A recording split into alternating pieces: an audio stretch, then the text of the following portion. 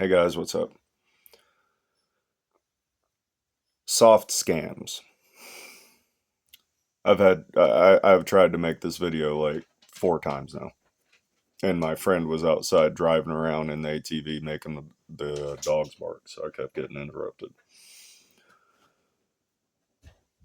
But anyway, soft scams. You can't make a law for everything, right?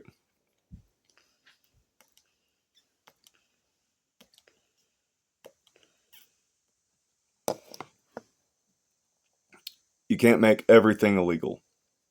So now I can't even talk. Oh my god. Why has everything got to be so hard to do? That's part of it, really. That's part of the conversation here. Everything seems like it's harder to do.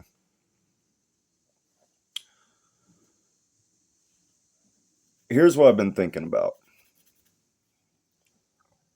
We got this legal system now where we kind of did try to make a law for everything. And we ended up with a judicial system where you have to have a judge basically just making judgments, um, because not everything that happens has a, a well-defined rule, you know. And a lot of times they write the laws so vague that they can just kind of like tweak it on the fly to benefit their friends or take out their enemies or whatever. That's how it is around here. It's kind of a small town out in rural Tennessee. And I went to court with my brother one time because he was having a custody battle. And, dude, it was wild. Like, I've never seen anything like that. There wasn't even a there wasn't a metal detector or anything. There was a guard in there somewhere, security guy, and the way that we got the judicial system working right now is you, you get two dudes, right, called lawyers. They both work for a firm, a club, a group of lawyers and paralegals and stuff, who are all working together in this sort of like guild setup. You got these two guys or girls or whatever, dudes or dudettes, on opposing sides of a rule, right? Or a set of rules. And they're both supposed to be highly trained to interpret all of these rules. But you can't make a rule for everything, right? So it's kind of up in the air how it goes, even though we have all of these rules. Like, it's supposed to be pretty cut and dry, I think. So you can't make a rule for everything. And what ends up happening is there are a lot of different actions a person can take. They have a lot of options about, a person has a lot of options about how they're going to spend their day, right? And because, I mean, it's almost an infinite amount of options. Like, you can stand on your head all day, you can sit on the toilet all day, you can go to work, you can drive around all day if you can afford the gas. You can walk around kicking puppies all day. Like, there are a lot of different things that you can do in a day. You might not think about it that way because there's not. I mean, like, most of those don't even sound like things you would consider because they're just random activities. But like, my point is that there are a lot of different things you could do. Like, I could be at the park right now. I could be at McDonald's right now. I could be, talking to my neighbor right now. Instead, I'm sitting here talking to my phone. but you cannot really account for all of the infinite different ways a person can move through society. So there's always going to be a legal way to do bad things. You can't solve it. You know what I mean? It's unsolvable. And so there are common scams that everyone knows is a scam that have been outlawed, right? And we'll go on ahead and we'll define scam. What is a scam, right?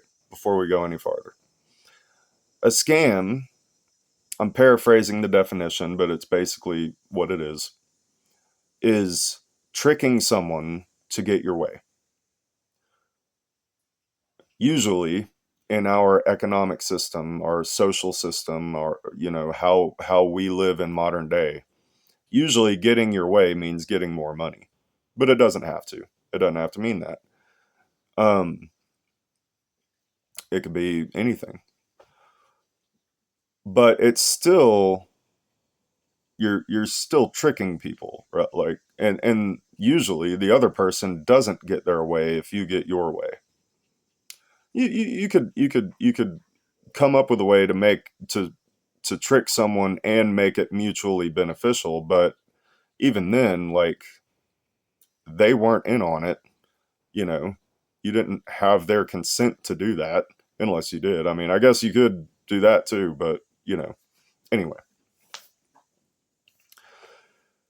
So what has ended up happening, sorry. I think that what I'm seeing is I am surrounded by soft scams. They're not illegal because there just hasn't been a rule for it, right? So I'll give you an example. I use straight talk phones because they're cheap. And I've had some nightmarish experiences with straight talk as a company, right? I think probably anybody that's used a lot of straight talk phones has had this happen. I've had phones where the microphone just stops working. I've had phones where you drop it one time and it like explodes. Not literally, but like the screen is just like shattered. Uh, you drop it sometimes and one of the internal parts just stops working. Uh, my current phone, I dropped it one time, and the headphone jack, the hole that you plug your headphones into, just doesn't work anymore. It sounds like it's underwater now. And the thing about that is, right? You might say, well, it's a cheap phone, you get what you pay for, but that's only partly true, right? Because it is implied when you buy a product that it is supposed to work. You feel me? So, with this example with the phones, right? I had a phone one time, I had gotten in a car wreck. And uh, because I was in a car wreck, they wanted me to keep. I got a letter in the mail saying keep your phone, because it's like evidence or something. I guess they wanted to see whether or not I was on the phone, and that was the reason for the wreck. To see if that was the reason for the wreck. Of course, I wasn't, but that same phone, for whatever reason, nothing happened to this phone at all. It was not damaged in the car wreck. Nothing happened to it. It just quit working like days later. And so I call Straight Talk and I'm like, hey, uh, my phone quit working. I got the receipt, I got the warranty. What do we do about this, right? Because I had never had this happen where I had a phone that didn't work and a receipt and a warranty. Uh, so I wanted to know what they were going to do about it. Turns out what they did about it was they kept me on the phone for hours trying to get me off the phone, really. And and they and the job had been outsourced to like India or somewhere. So I was having trouble understanding what these people were saying anyway. I got bad hearing. I had too many ear infections as a kid. It's not like a racist thing or anything. I've met Indians that I really like, but still, it's hard to understand what they're saying sometimes because some of them have a very thick accent, and you're on the phone with them. It's not like you can see their lips moving or anything. So what ended up happening is they wanted me to send the phone in to for them to look at it to see what was wrong with it. They wouldn't just send me another one. They had to make sure I wasn't lying about it or whatever. Obviously, I couldn't do that because the court wanted me to keep the stupid thing. So I just ended up having to go buy a new phone because realistically, you're asking somebody to send you their phone. In modern life, you kind of need a phone. You need to be able to communicate people. People expect that from you. Like you get a text or something. That's how you let people know what's going on. There might be an emergency. There could be, any kind of thing could be going on. You could get a call from work or whatever. So you need a phone. So sending your phone to a factory for like a week or something isn't really feasible, is it? For most people, unless you just have a backup phone that you just don't keep service on and then you switch your service over to it when one breaks. But then, like, why don't the phones come in 2 packs? You know what I mean? Like, if that's the system. So, anyway, you buy a phone, and the truth is, it becomes pretty obvious that it's planned obsolescence. They know the thing's going to break. It's made with cheap materials, it's a piece of crap. They know that you're going to drop it because you're a primate. And that's what happens when you hold on to something all day. You're probably going to drop it at some point. It's just going to happen. And when you do, the damn thing's going to explode, apparently. It is a soft scam. The, the, it is implied when you buy a product that it's supposed to work. It's supposed to, there is a use case for the product, and it is supposed to um, fulfill that need, right, in the market. All these rich people and business people and entrepreneurs and all these people are always saying, like, you got to meet a need in the market, you know, or pretend to meet a need in the market, apparently. So that's just one example. Everything's like that. It's like it's like they just completely throw the QA department in the trash, and then they sell you a product and a warranty on top of it. And if you don't buy the warranty, it's just like, well, oops, you should have bought the warranty. Now you get to buy a new one.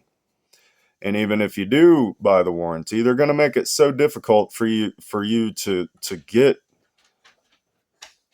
reimbursed or to get the problem fixed that you're just going to give up and go buy a new one anyway. It's a scam. It's a literal scam. But there's not a word for that, really. Or there's not a word for that, obviously. There's a word for it. I just said it. But there's not a rule for that, really. And so what ends up happening is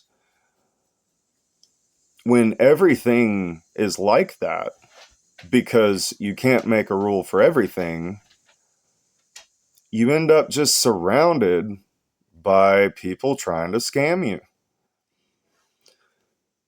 You get spam all the time in your text messages because the social media steals, basically pirates your data without you knowing, because nobody reads the terms of service.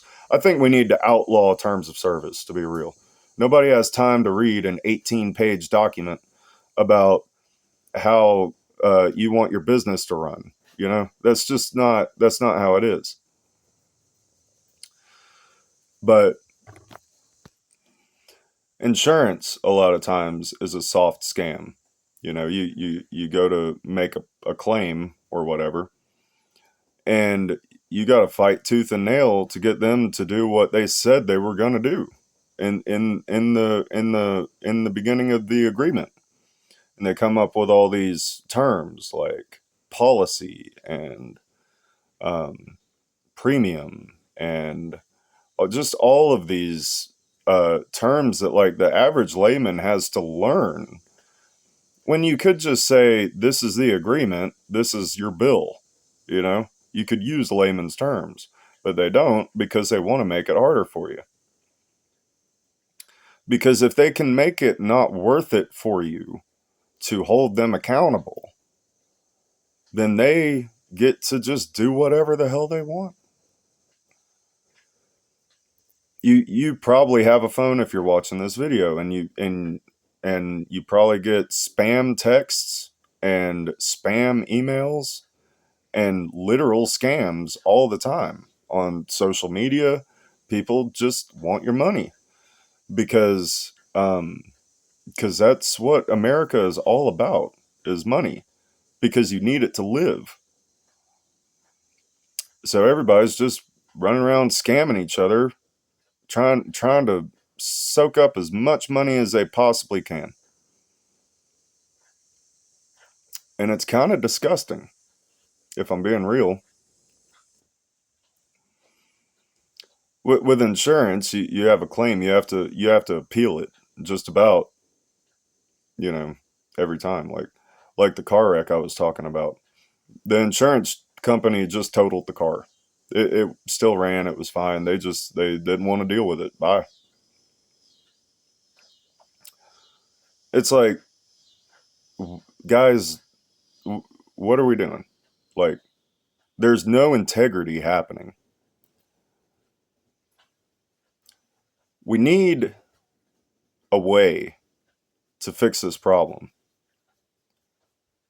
because if you haven't noticed, I think what I'm seeing is, I think we're kind of living in a cyberpunk dystopia, right? Like, right now. Like, we're kind of there. You know, we have AI on our phones that we talk to about everything. We have a government that's obviously corrupt, just obviously. Um, the average cost of a house is $500,000. That's not even like out of reach for the average person. Doesn't even describe that. That's just ridiculous. So, soft scams, food for thought, I guess. I don't know what to do about it. I don't have a solution really, except for maybe we need like a code of conduct or something that is just massively agreed upon, that is aside from the law. Uh, it's not like a legal thing. It's just a social contract that we all make with each other that says, um, if you don't have integrity, you're gross and you lose social points or something. If you don't hold up your end of the deal in the way that was implied in the first place, uh, then you're gross and you lose social points or something. I'm not saying like a formal social points system, like by the government, like what's happening in China. I mean, like a informal. You know how everybody's always keeping score in your life. You lose points when you say something stupid to your friends. You get points when you do something cool. When you have a hold my beer moment. You know what I'm saying? Anyway, I think that that's all I had to say about this, at least for now. If you want to support the channel, you know how to use the internet, do your thing. If you don't want to support the channel, if you don't like what I'm saying, um, good on you, man. I feel you. Uh, have a good day. Y'all have a good one, and I'll talk to you later.